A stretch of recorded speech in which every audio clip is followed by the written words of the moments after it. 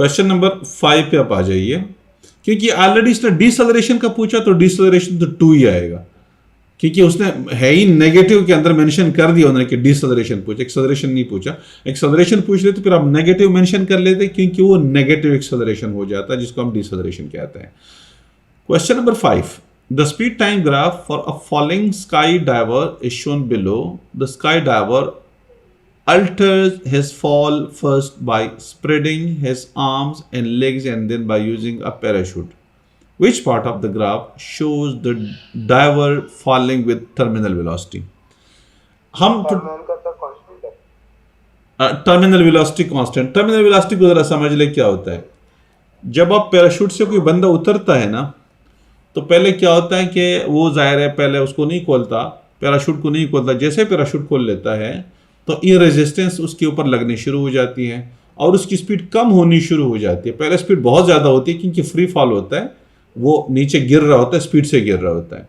लेकिन जैसे पैराशूट खोल लेता है तो चूंकि सरफेस एरिया उसका बढ़ जाता है तो पैराशूट के ऊपर ये रेजिस्टेंस बढ़ जाती है और बढ़ने की वजह से उसकी स्पीड कम होनी शुरू हो जाती है।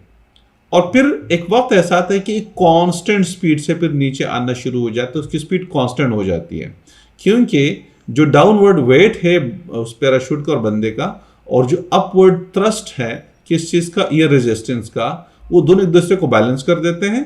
और बैलेंस होने के बाद फिर जो बॉडी होती है पैराशूट के साथ वो यूनिफॉर्म स्पीड से नीचे की तरफ आ रहा होता है।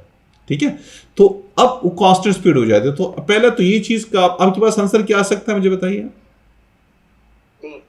डी, क्योंकि ये हॉरिजॉन्टल लाइन है और स्पीड कांस्टेंट है। ये देखिए ना, ये कांस्टेंट स्पीड होगी, जो भी है 2 मीटर पर सेकंड है, 3 मीटर पर सेकंड, जो भी यहाँ पे मेंशन नहीं किया उन्होंने, लेकिन कांस्टेंट स्पीड हो गई।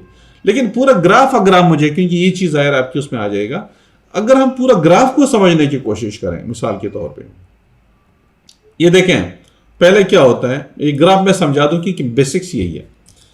ये बंदा पहले जहाज में बैठा हुआ है, यहां से यहां पे जहाज में बैठा हुआ है, जैसे उसने जंप मारा तो जाहिर है उसका एक्सेलरेशन बढ़ रहा है, क्योंकि पहले 0 मीटर पर सेकंड, पहले तो रुका हुआ था ना। एक्सेलरेशन जैसे पहले बढ़ रहा है लेकिन फौरन एयर रेजिस्टेंस भी बढ़नी शुरू हो जाती है, और जैसे एयर रेजिस्टेंस बढ़नी शुरू हो जाती है तो एयर रेजिस्टेंस जो एक्सेलरेशन है वो कम होनी शुरू हो जाती है फिर से। तो ये देखिए एक्सेलरेशन आहिस्ता आहिस्ता कम हो रहा है, कम हो रहा है, कम हो रहा है, इस तरह से। ठीक है, फिर यहां से क्या कर, यहां इस पॉइंट पे वो क्या कर लेता है, पैराशूट खोल लेता है।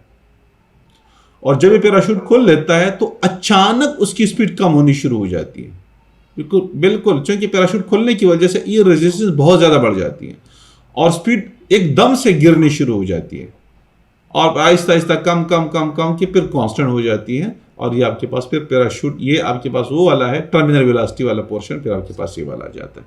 तो आई एम श्योर आपको समझ में आ गया होगा। हाँ ठीक है, ओके। क्वेश्चन नंबर आप 6 पे आप आ जाइए। A skier is travelling down hill.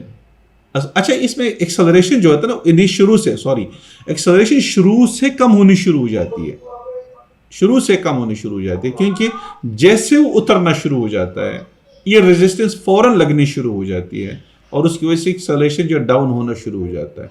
Increase होने के लिए आपको, अगर आपने इंक्रीज देखना है तो इंक्रीज कुछ इस तरह का बनेगा, यू ग्राफ बनेगा, यू, और फिर कम होना फिर यू हो जाएगा कम होने के बाद। यानी अगर हम पैराशूट खोले नहीं तो बच सकते हैं ना, अगर पैराशूट खोले, लेकिन इसमें एक चीज और है ना, अगर फिर से बताइए। मैं कह रहा हूं कि अगर हम पैराशूट खोलेंगे तो भी बच जाएंगे,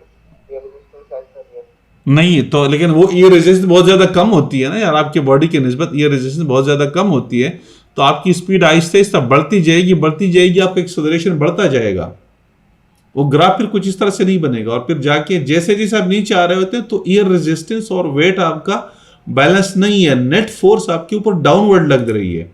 यानी आपकी ये बॉडी है, सपोज करें ना आपकी ये बॉडी है, इसके ऊपर जो एयर रेजिस्टेंस लग रही है, इसका जो वेट डाउनवर्ड एक्ट कर रहा है, वेट जो डाउनवर्ड एक्ट कर रहा है W, that is greater than air resistance. आपके पास जो है, जो एयर रेजिस्टेंस आपके पास आ रही है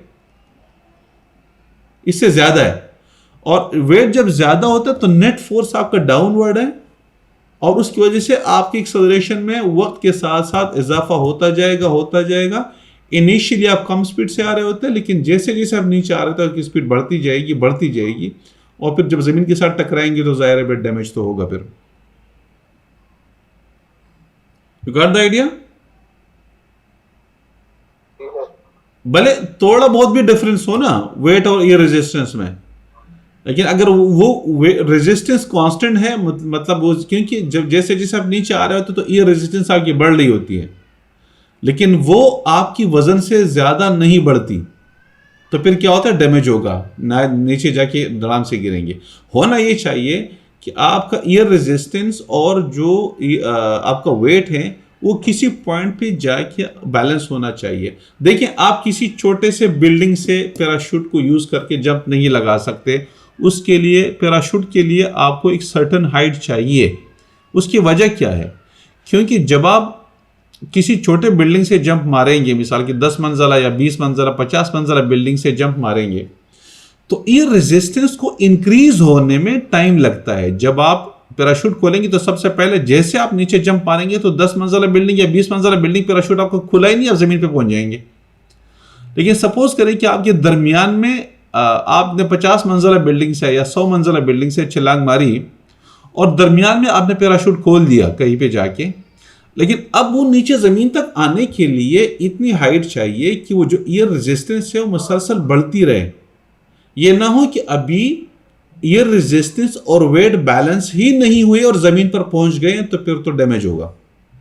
लेकिन अगर कहीं पर भी रास्ते में ईयर रेजिस्टेंस ने आपके वेट को बैलेंस किया, क्योंकि जैसे जैसे आप नीचे आ रहे होते हैं आपकी स्पीड बढ़ रही है तो ईयर रेजिस्टेंस बढ़ रहा होता है, और जब ईयर रेजिस्टेंस बढ़ रहा होता है तो आपके वेट को बैलेंस करना शुरू कर देते हैं। अब उसके लिए एक सर्टेन हाइट चाहिए। अगर उस हाइट से पहले आप जमीन पर पहुंच गए तो फिर डैमेज होगा, आप ज्यादा धड़ाम से गिरेंगे। लेकिन अगर कहीं रास्ते में ईयर रेजिस्टेंस ने आपके वेट को बैलेंस किया तो फिर आप मतलब सुकून से इन्हें एक बहिफाजत नीचे उतर सकते हैं। ठीक है, तो ये हो गया इसमें। नंबर 6 में, a skier is travelling downhill, the acceleration on the hard snow is 4 meter per second square, and on soft snow it is 2 meter per second square. Which graph shows the motion of the skier when moving from hard snow to soft snow? Hard snow पे आप जा रहे होते हैं, आप स्कायरिंग कर रहे हैं, ट्रेवल कर रहे हैं, डाउन हिल कर रहे हैं। हार्ड स्नो पे आपकी स्पीड ज्यादा है तो एक्सेलरेशन भी आपका ज्यादा है, 4 मीटर पर सेकंड स्क्वायर। जैसे सॉफ्ट स्नो आती है तो आपकी स्पीड उस सॉफ्ट स्नो की वजह से, चूंकि उसके अंदर रेजिस्टेंस ज्यादा है, फ्रैक्शनल फोर्स ज्यादा है, तो आपकी स्पीड कम होनी शुरू हो जाती है, जिसकी वजह से आपका एक्सेलरेशन 4 से 2 मीटर पर सेकंड स्क्वायर पे आ रहा है। इस ग्राफ, ये जो ट्रेवल है, इस कौन सा ग्राफ है जो इस ट्रेवल को शो कर रहा है? जहां पे आपके पहले आंसर आपका क्या है?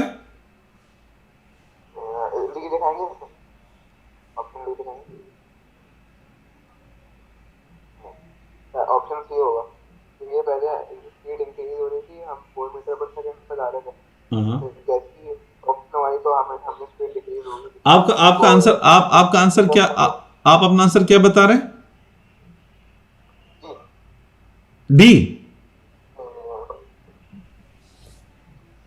Okay, C is the answer. Okay, देखिए मैं सारे आपको पहले सी एक्सप्लेन कर दूं जो सही वाला ऑप्शन है। ये देखें, ये स्पीड टाइम ग्राफ है, स्पीड वर्सेस टाइम है। ये आपके पास एक एक्सेलरेशन, एक कांस्टेंट एक्सेलरेशन है ना। अब ये देखें, इनिशियल वेलोसिटी आपकी एक्सेलरेशन में निकालना है। पहले देखिए जरा, पहले वाले एक्सेलरेशन मेरे पास क्या है, 20 - 0 अपॉन टाइम कितना लगा है, 5 सेकेंड। तो 5 × 4 = 24 मीटर पर सेकंड स्क्वायर। ये वाला यहां से लेके यहां तक ये। अब दूसरे को ले लीजिएगा, दूसरा ये मेरे पास एक्सेलरेशन आ जाएगा, ये वाला। ये कितना है, जरा ये हाइट देख लीजिएगा, ये कितना आ रहा है आपके पास, 20 to 30, 10 आ रहा है, 10 आ रहा है। डिवाइडेड बाय टाइम कितना लगा है, 5 से लेके 10 तक, 5 सेकंड लगे, ये आपका सही आंसर आ रहा है, ठीक है, सी वाला। अब मैं दूसरे बताता हूं कि दूसरे गलत क्यों है, ये आपका बेस बन जाएगा उसमें से। ये पहला वाला देखिए, ये कांस्टेंट स्पीड है, यहां पे जीरो एक्सेलरेशन है और यहां पे जीरो एक्सेलरेशन है, तो यहां पे तो कोई आंसर नहीं है, ठीक है। ये लाइन क्या शो कर रहा है, कुछ मुझे बता सकते हैं, ये वाली जो लाइन है ये साइन शो कर रहा है, ये इन्फिनिट डिसेलरेशन कहते हैं इसको, इन्फिनिट। इन्फिनिट देखिए, कोई टाइम ही नहीं लगा और उसकी स्पीड 20 से आ गया 10 पे, मतलब ये इन्फिनिट एक्सेलरेशन है। जब आपको 0 सेकंड लगे स्पीड को 20 से 10 पर लाने के लिए, ये इन्फिनिटी है, ठीक है। तो इसलिए ये जो स्ट्रेट लाइन होती है डाउनवर्ड होती है या अपवर्ड होती है, ये इन्फिनिट एक्सेलरेशन या डिसेलरेशन होता है। ये कांस्टेंट एक्सेलरेशन है, ये भी कांस्टेंट है, लेकिन ये 20 metre sorry constant velocity speed है। कांस्टेंट स्पीड में कोई एक्सेलरेशन नहीं होता, यहाँ पे जीरो एक्सेलरेशन है। ये कांस्टेंट स्पीड है 10 मीटर पर सेकंड, जीरो एक्सेलरेशन, तो ये कहानी खत्म हो गई। अब दूसरे पे आ जाइए, ये यहां तक तो सही है कि ये 4 मीटर पर सेकंड स्क्वायर है, यहां से लेके यहां तक, क्योंकि 20/5 हो जाएगा। ये देखिए 20/5, ये एक्सेलरेशन का हम यू शो कर लेते हैं एक ट्राइंगल से, राइज और रन जिसको हम कहते हैं, ये राइज है और रन, ठीक है, एक्सेलरेशन आता है, ठीक है। तो ये आपके पास तो सही है, लेकिन इसका जो सेकंड पार्ट है, ये वाला जो पार्ट है, ये वाला, ये डिसेलरेशन है। हमारे पास यहाँ पे दोनों एक्सेलरेशन, एक 4 है एक 2 है। ये तो डिसेलरेट हो रहा है, गाड़ी कम स्पीड कम हो रही है, तो मतलब एक्सेलरेशन कम, स्पीड कम हो रही है, डिसेलरेट हो रही है, तो ये भी नहीं है। अच्छा, सी तो मैंने एक्सप्लेन किया। अब डी पे आ जाएं। डी पे देखें, पहले आपके पास 2 मीटर पर सेकंड स्क्वायर है, पहले 10/5 आ रहा है, और दूसरा मेरे ख्याल में आपके पास 4 मीटर पर सेकंड स्क्वायर आ रहा है, क्योंकि 10 से 30 तक 20 आ गया, 20/5, 5 हो तो 20, हाँ, तो ये उल्टा है। इसमें इनिशियली 2 है और फाइनल आपके पास 4 है, तो ये भी गलत आपके पास आ रहा है, ठीक है।